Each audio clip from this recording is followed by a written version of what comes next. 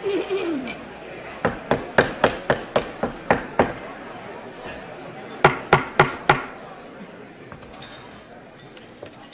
afternoon, and welcome to the National Press Club. I'm Vivian Valberg, president of the club and correspondent for the Daily Oklahoman. I want to welcome all those National Press Club members and guests who are in our audience today, and also those listening to this luncheon live over the more than 260 stations of the National Public Radio Network. In addition, this luncheon will be carried on a delayed basis by the more than 1,100 cable television stations affiliated with C-SPAN, the Cable Satellite Public Affairs Network. If you have questions for our speaker, and I hope that you will, please write them on the cards which are at your table and send them up to me. I'll ask as many as time permits. You should know that our speaker next Monday will be Senator Robert Dole, chairman of the Senate Finance Committee, and on Thursday our speaker will be Alan Newharth, chairman and president of the Gannett Company, which has just introduced a new national newspaper. Now for the introduction of our distinguished head table guests.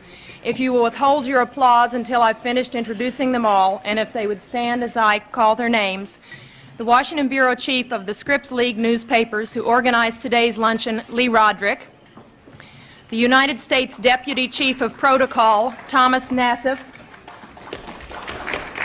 The Minister of Trade of the Philippines, His Excellency Roberto Ungpin. National Editor of Hearst Newspapers, Joseph Kingsbury Smith. The Assistant Secretary of State for East Asian and Pacific Affairs, the Honorable John Holdridge. The Ambassador of the Philippines, His Excellency Benjamin T. Romualdez. Publisher of the Washington Times, Jim Whalen. The Minister of Information of the Philippines, His Excellency Gregoria Sendanya. United Press International Diplomatic Correspondent Jim Anderson. United States Senator from Hawaii, the Honorable Daniel K. Inouye. Prime Minister of the Philippines, His Excellency Cesar Virata. From Crane Communications, the Chairman of the National Press Club Speakers Committee, Stanley Cohen. The Minister of Foreign Affairs of the Philippines, His Excellency Carlos Romulo, I'm sorry.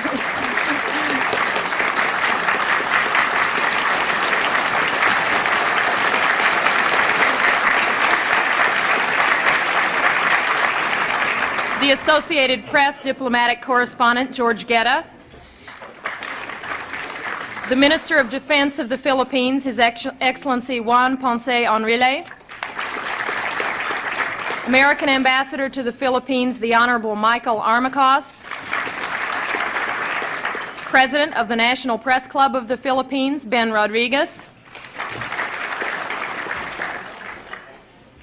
Assistant General Counsel, International Affairs of the Treasury Department, Russell Monk. And the Chicago Tribune diplomatic correspondent, John McLean.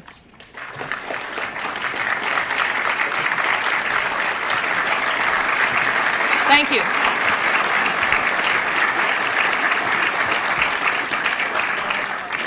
Our speaker today is the President of the Philippines, Ferdinand Marcos.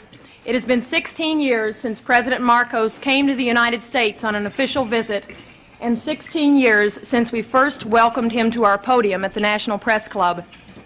When he appeared before us then, he had just been elected president of the former American colony, which became an independent nation in 1946.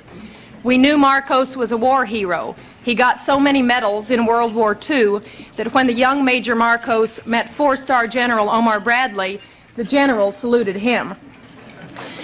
We also knew he was a persuasive fellow. How else could he have managed to get his wife, who is known to be strong and bright, to marry him after they'd known each other for only 11 days? And we knew he was experienced in overcoming political adversity. After all, the first case Mr. Marcos ever won as a lawyer was when he successfully defended himself from prison against a charge of murdering a political opponent of his father. The president of the press club at that time, Win Booth, remarked at the great warmth of the greeting Mr. Marcos received in 1966 and said, and I quote, "Your very presence reminds us that you and your great people are the faithful allies of our country in time of trouble. And that, sir, is something the American people and the men and women assembled in this room are not about to forget," end quote. But much has happened in those 16 years. In the interim, Mr. Marcos declared martial law, or what he called constitutional authoritarianism, and did not lift it for 11 years. There have been charges of corruption, abuses of human rights, and political repression, and recently the Archbishop of Manila called openly for him to resign. But through it all, Mr. Marcos has remained president, and this week, President Reagan warmly welcomed him, stressing the many common ties between the two countries. The New York Times recently said, quote, "In a country that is deeply sensitive to style, Ferdinand Marcos has it, and it has allowed him to take the sweeping actions that in essence converted the nation from an ill-functioning, raucous but free democracy into his personal fief and seemingly permanent possession," end quote. President Marcos comes to us today as the head of a nation with a long friendship with the United States, a nation considered crucial to America's defense strategies in Asia. We are eager to hear what Mr. Marcos has to say. It's my pleasure to present to you Ferdinand Marcos, President of the Philippines.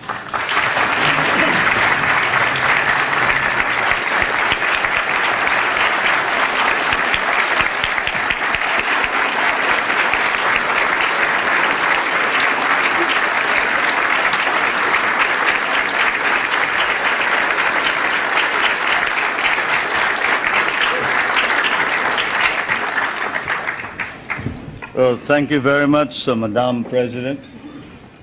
Distinguished guests, my friends.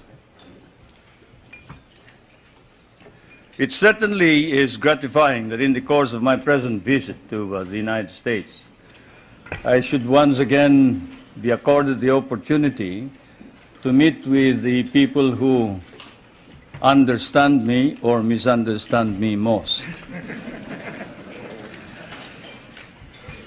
I'd like to thank all of you. I remember that our relationship, the relationship between the two countries can be opened up at one of 2 points by the historian or the curious investigator into world events. One, the military, which was Admiral or then Commodore Dewey, sinking the Spanish fleet under Montojo on May 1st, 1898 in Manila Bay, and with the help of the Filipino revolutionaries under General or President Emilio Aguinaldo, who then proclaimed the first Philippine Republic. Incidentally, President Emilio Aguinaldo was the grandfather of Prime Minister Cesar Virata, who is here.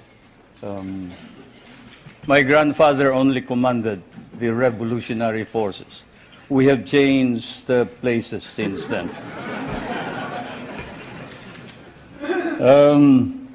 Either that point of entry is chosen or the more sedate commercial one 100 years back. 1796, the brig Astrea, sailing out of Salem, Massachusetts, towards Lisbon, and then to Manila, selling her wares there for 5 months, carrying that amateur and self-taught mathematician and navigator, Nathaniel Blow-Ditz, whom you must have heard, who later, in 1806, authored The Practical American Navigator, for he had discovered the simple way of determining longitude through the long voyage across the Pacific. The American government bought the rights after 2 editions, and it has become standard text for all those who study salesmanship from Kings Point to Annapolis. Either way, It has been dramatic and historic, and it was always to be so. There was always extreme on both sides, enmity, if not enmity, extreme friendship, a relationship of love, hate. And this is my fate and destiny. I thank you all for this privilege and this honor. It may be said that an official journal like mine ought always to visit with this press association, for, as someone once observed correctly, the American press is, of course, the fourth branch of government in this country. And then also it is well to remember that the so-called solicitude with which Americans regard developments in the Philippines is perhaps now more pronounced than in the devoted reportage by the American press on our country. This keen of the American interest of the American press notwithstanding, there is, I fear, some confusion in this country of what is happening in the Philippines today. It has been one of the shocks I encountered while preparing for my present journey, and also upon arrival here in Washington, to read in one of your outstanding papers a statement to the effect that the Philippines is still under military rule, which it is not, and that there is no civil government. Such misstatements, whether intended or otherwise, conveniently merge with more accurate reporting about the true situation in the country, resulting in much confusion and misimpressions about our country, require clarification. So perhaps I should begin by stating first a few basic facts about our country without too much embroidery. The Philippines is a republican state with a duly elected government at national and community level. We have a national constitution duly drafted by a constitutional convention elected and convened in 1970 and duly ratified by our people in 1973. Under that constitution, ours is a modified form of presidential government with a National Assembly constituted by assemblymen elected by regions in 1978 and a president directly elected by the people in 1981. Legislative power is vested in that National Assembly, while the executive power is vested in the president. And the party in power, the party that won the most number of members in this National Assembly, choose the leader of the legislature, and the leader is the Prime Minister, and he's no other than Prime Minister Cesar Virata.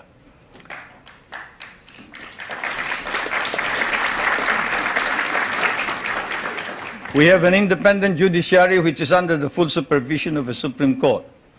While it is claimed that human rights are not protected by the courts, or that civil rights are not duly enhanced by the Constitution, because there is no way of seeking, say, the remedy of a writ of habeas corpus. The truth of the matter is anyone can petition for a writ of habeas corpus in the Philippines. In fact, all those who have been apprehended as having brought in hundreds and hundreds of firearms bought from the PLO and other sources, and who have bragged openly in the television when they are caught that they were the leaders of these rebel groups, and who later changed their tone on the advice of their lawyers, went to the Supreme Court and were able to obtain an order from the Supreme Court for the Philippine government to bring the bodies of these people to before the Supreme Court, which we did. There is not a single man who has filed a petition for a writ of habeas corpus who has not been able to compel the government to bring the body of all those petitioners to the Supreme Court.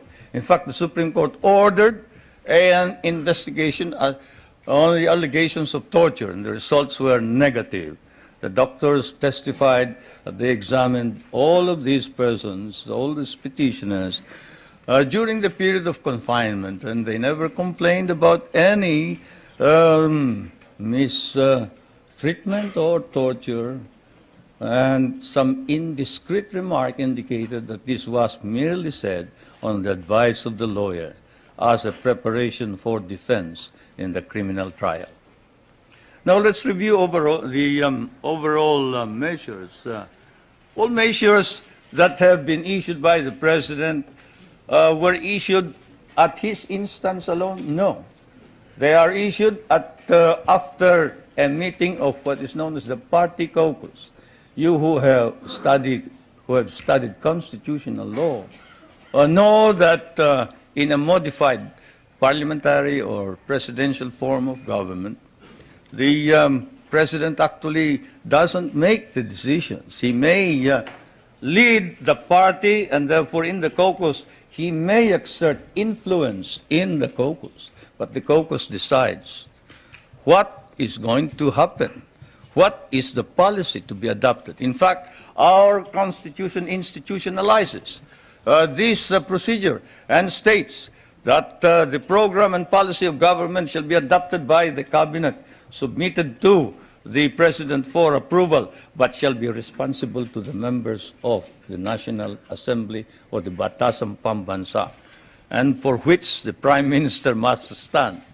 If he is rejected, then he must quit, he must resign, and a new Prime Minister must be appointed. Now, all cases are appealable to the Supreme Court, including cases of security against the state. We have a system of local government and administration throughout the country. In all, there are 73 provinces, 60 cities, 1,502 municipalities, 42,000 barangays, in each of which there are regular elections. Barangays are the villages. We just had elections this year. The election for president occurred in 1981. Under the Constitution, the people have a right of recall. They can recall anyone who has been elected by 1/5 of all the voters who voted in the last elections. A vote of 1/5 will suffice to call a new election for any given post. Our Constitution likewise provides for a Bill of Rights, which guarantees protection of the political and civil rights of all individuals, regardless of color or creed. Incidentally, that statement allegedly made by Cardinal Sin has been denied by Cardinal Sin. I was surprised that you haven't heard about it.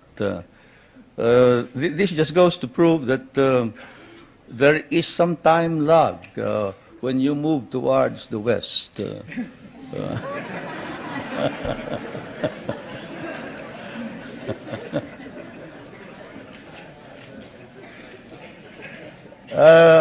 Cardinal Sin, when he arrived in the Philippines, appeared before some of our friends and said, look, there is no quarrel between the church and state, and the church and state are separate. I have no intention of intervening in political affairs. I have not stated that the president should resign. That's his business. That's the business of the people. He was elected by the people, and I'm not about to say anything about this. That's why I'm surprised that here you make much of it. But I suppose that's part of news. It's good copy. Can you imagine asking the president to resign? That's by constitutional mandate. Social justice is a matter of national policy and a priority objective of government. And this is why one of the first reforms was land reform. You know, when I proclaimed martial law, I didn't proclaim martial law alone. It